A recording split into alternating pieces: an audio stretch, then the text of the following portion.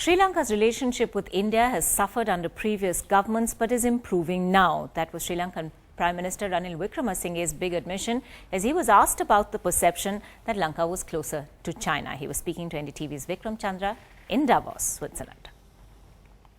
Over the last few years, there was a certain perception, especially when Mr. Rajapaksa was the president, that for Sri Lanka, the priority is more China and not so much India, and that, China is really where Sri Lanka is keeping all of its bets. Is that changing a little bit? Has that changed dramatically now? I mean, as far as we are concerned, we are friends with everyone. With China, we've had a good relationship. We will continue that. And China has certainly become a big investor in Sri Lanka. But that is not at the expense of India. It's not the expense of any other country. We have a very strong relationship with the West. We are keeping that with Pakistan. So with India, certainly the relationship has suffered.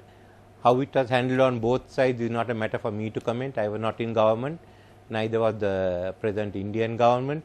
So we've got to now look at how we go ahead. There were times that the two former governments agreed, there were times they didn't, but that shouldn't stand in the way. So you would say the relation have improved to that extent? It has certainly, because I think there is a more relationship between the political leaders now, not only at the bureaucratic level. And whenever the relationship between the political leaders of India and Sri Lanka are good, then relations move closer. That's something we have to sustain.